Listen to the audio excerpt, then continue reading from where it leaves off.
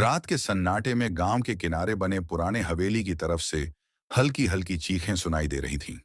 हवेली की दीवारों पर जमी धूल और छत पर झूलते मकड़ी के जाले उसकी पुरानी कहानी बयां कर रहे थे। कई सालों से उस हवेली में कोई नहीं गया था। गांव के लोग कहते थे कि वहां कोई रहस्यमयी शक्ति है जो लोगों को अपनी ओर खींचती है और फिर कभी वापस नहीं आने देती। राहुल, जो कि एक शहर का युवक था, अपने दादा की बीमारी के चलते गांव आया हुआ था। उसे ऐसे किस्सों पर कभी विश्वास नहीं होता था। उसे रोमांच और एडवेंचर पसंद था। एक दिन उसने ठान लिया कि वो हवेली के रहस्य का पर्दाफाश करेगा। उसकी इस जिद से उसके दोस्त चिंटू और राघव भी प्रभावित हो गए और दोनों ने उसके साथ चलने का फैसला किया। रात के ठीक 12 बजे तीनों ने अपने हाथ में टॉर्च ली और हवेली की तरफ बढ़ने लगे। हवेली के पास पहुंचते ही हवाओं में अचानक ठंडक बढ़ गई। राहुल ने अपने दोस्तों को देखा और मुस्कुराते हुए कहा, तुम लोग डर गए क्या? चिंटू ने हंसते हुए कहा, डर और मैं? कभी नहीं। मगर राघव चुपचाप था। उसकी आंखों में एक अजीब सी बेचैनी थी, जैसे कि वो कुछ महसूस कर रहा हो। जैसे ही वे हवेली के दरवाजे के पास पहुंचे, दरवाजा अपने आप ही चरचरा कर खुल गया। तीनों ने एक दूसरे की ओर देखा, लेकिन बिना कुछ कहे अंदर चले गए।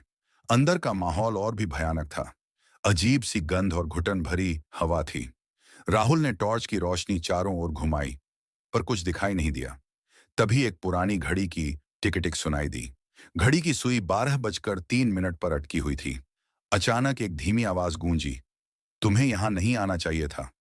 तीनों ने एक साथ पलटकर देखा, मगर वहां कोई नहीं था। चिंटू ने घबराते हुए कहा, शायद हमें यहां से निकल जाना चाहिए। राहुल ने उसे शांत कराते हुए कहा, अरे, ये सब तुम्हारे मन का वहम है। चलो और अंदर चलते हैं। वे तीनों जैसे ही अगले कमरे में पहुंचे, वहां फर्श पर एक अजीब सी परछाई दिखाई दी। वो परछाई हिल रही थी, मानो किसी की छवि हो, मगर वहां कोई नहीं था। अब राघव की घबराहट और भी बढ़ गई।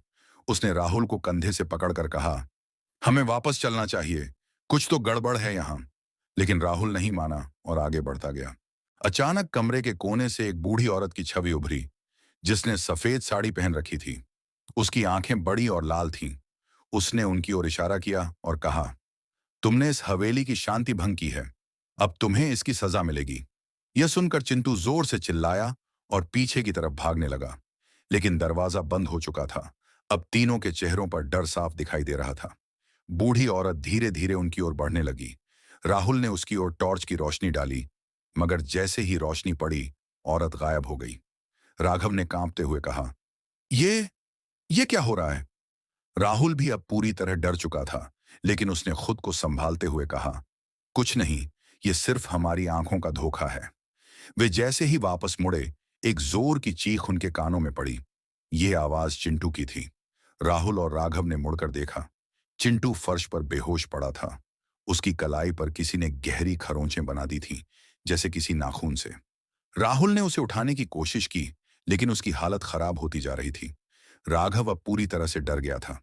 उसने हवेली से बाहर निकलने की कोशिश की, मगर दरवाजे जाम हो चुके थे। तभी राहुल की नजर दीवार पर पड़ी। दीवार पर एक पुरानी तस्वीर टंगी थी, जिसमें उसी बूढ़ी औरत की छवि थी जो अभी अभी गायब हुई थी। राहुल को अब समझ आ रहा था कि हवेली में कुछ असाधारण जरूर है, लेकिन वो हार मानने वाला नहीं था। उसने राघव से कहा, हमें एक रास्ता निकालना होगा। ये हवेली हमें ऐसे नहीं रोक सकती। राघव ने घबराते हुए कहा, लेकिन रास्ता कहां से मिलेगा? तभी अचानक हवेली की दीवारों से खटखट की आवाज आने लगी। एक खुफिया दरवाजा खुला और उसके पीछे एक सीढ़ी दिखाई दी। राहुल ने हिम्मत जुटाई और सीढ़ियों की ओर बढ़ा। राघव ने भी चिंटू को उठाने की कोशिश की, लेकिन उसकी हालत और बिगड़ रही थी। जैसे ही राहुल और राघव ने सीढ़ियां उतरनी शुरू की, उन्हें किसी की पदचाप सुनाई दी। सीढ़ियों के नीचे एक और दरवाजा था, जिसके पीछे से रोशनी आ रही थी। दोनों ने मिलकर दरवाजा खोला और एक पुराने कमरे में प्रवेश किया। वहां एक मेज पर कुछ पुराने दस्तावेज और किताबें रखी थीं। राहुल ने एक किताब उठाई और उसे पढ़ना शुरू किया। उसमें लिखा था, जिसने भी इस हवेली के राज को जानने की कोशिश की, उसका अंत बुरा हुआ। तभी पीछे से वही बूढ़ी औरत प्रकट हुई और उसने कहा, अब तुम यहां से नहीं जा सकते। और कमरे की रोशनी अचानक बुझ गई। कमरे में अंधेरा छा गया और बूढ़ी औरत की हंसी गूंजने लगी। हवेली में छिपे रहस्यों को जानने का जुनून अब राहुल और उसके दोस्तों के लिए एक भयानक सजा बन चुका था। हवेली के बाहर अब भी वही सन्नाटा था, लेकिन अंदर की परछाइयां अब कभी ना खत्म होने वाले खेल का हिस्सा बन चुकी थीं।